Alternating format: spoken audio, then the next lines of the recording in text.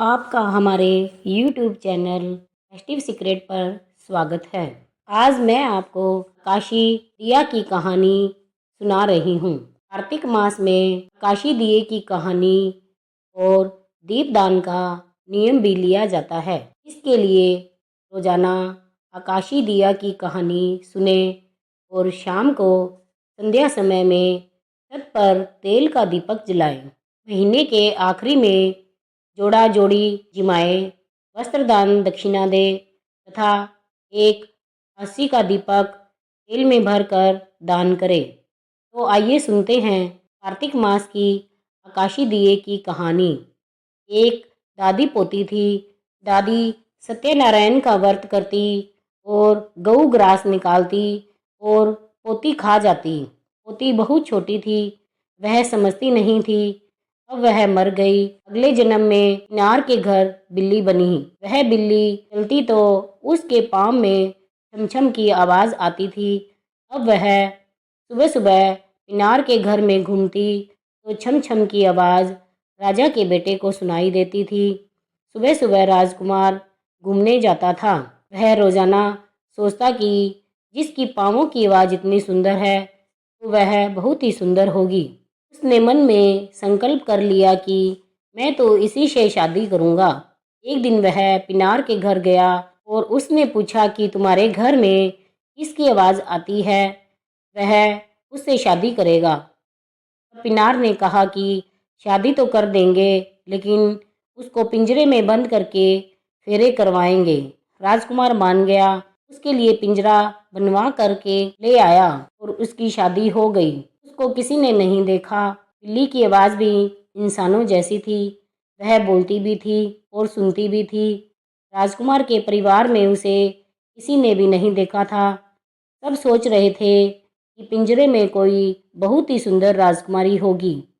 अब राजकुमार ने सोचा कि सबसे पहले मैं ही देखूं, इसीलिए पिंजरे को अपने कमरे में ले गया और उसको वहीं पर देखा। देखते ही घबरा गया कि यह क्या है। मैं तो राजकुमारी समझ रहा था। बिल्ली बोली कि आप चिंता मत करो, मैं आपका सारा काम कर दूंगी।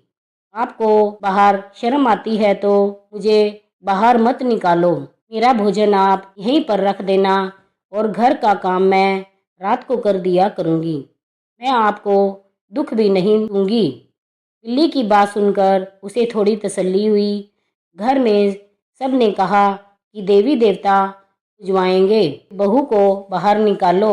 लेकिन राजकुमार ने कह दिया कि उसकी तबीयत खराब है, उसे कोई भी बाहर नहीं निकाले। अब उसके लिए रोजाना खाना कमरे में रख देते। वह कमरे में ही खा लेती। कमरे में घूमती तो उसकी आवाज़ सब सुनते। छमछम की आवाज़ आती।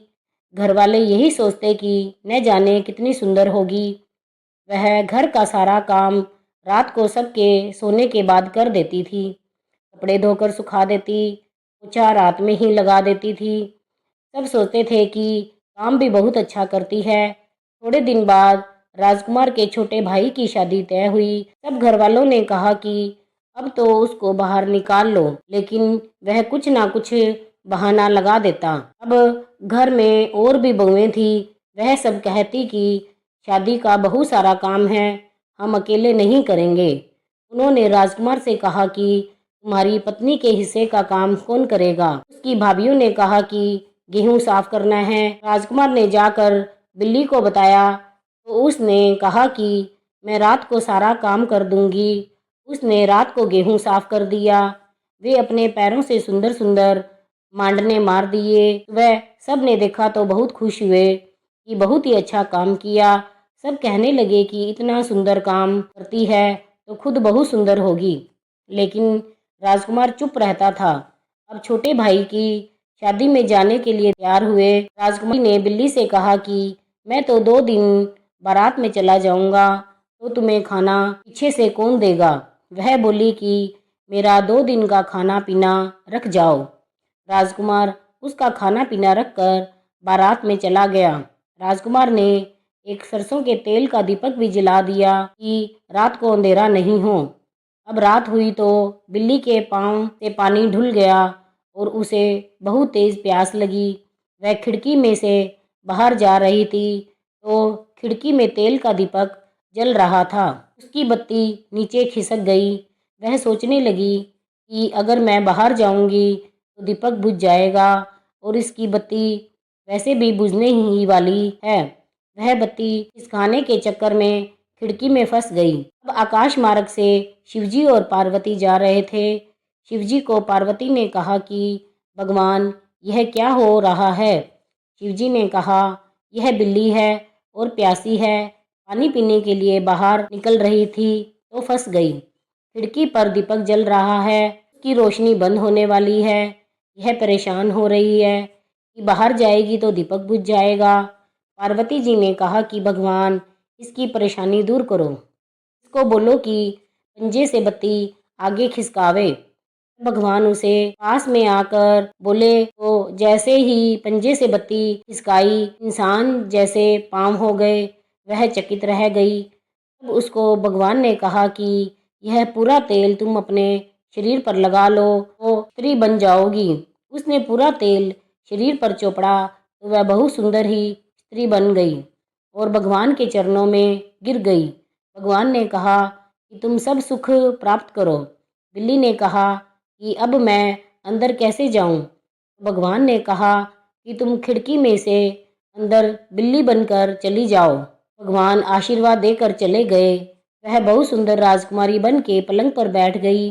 अब दूसरे दिन राजकुमार आया और उसने देखा तो वह डर गया कि यह सुंदर लड़की कौन है। उसने पूछा तो बिल्ली ने सारी बात बताई। यह सब आकाशी दिए का फल था। वह पिछले जन्म में हमेशा कार्तिक में आकाशी दिया जलाती थी और इस जन्म में राजकुमार छत पर दिया जलाते थे। ये कार्तिक के ठाकुर जी आकाश ने भगवान ने उसकी जोन छुड़ाई, वैसे सबकी छुड़ाना। अब घर वाले नई बहू को देवी देवता पुजवाने ले जा रहे थे। नीचे आकर राजकुमार ने कहा कि मेरी पत्नी को भी जेवर दे दो, हम भी देवी देवता की पूजा करने जाएंगे। राजकुमार अपनी पत्नी के लिए गहने वस्त्र लेकर गए और तैयार करके लाए तो सभी चकित रह गए। पूरे परिवार ने कहा, वाकई बहू तो बहुत सुंदर है। जब राजकुमार इतनी सुंदर बहू को दिखाते नहीं थे। बहू छमछम करती चल रही थी। हे भगवान, जैसे उसके पाप कष्ट करे वैसे सबके करना। कहता न सुनता न, हुंकारा भरता न, सारे परिवार के करना। विनायक जी की कहानी। एक मेंढको तो एक मेंढकी थी। दोनों तालाब के किनारे रहते थे।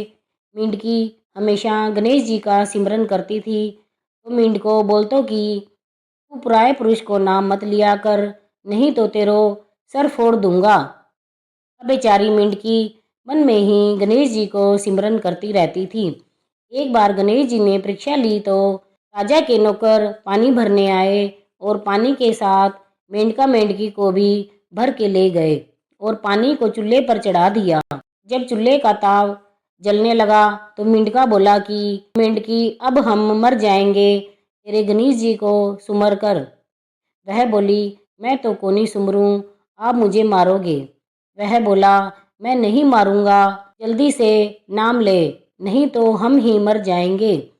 मेंढकी ने 7 बार सटक विनायक कहा। कहते ही गणेश जी ने 2 सांड लड़ते हुए भेजे और दोनों सांड ने आकर पानी के तबेले को टक्कर मारी। पानी का तबेला टूट गया और मेंढका मेंढकी दोनों बच गए। उस दिन के बाद से मेंढका भी गणेश जी को सुमरने लगा।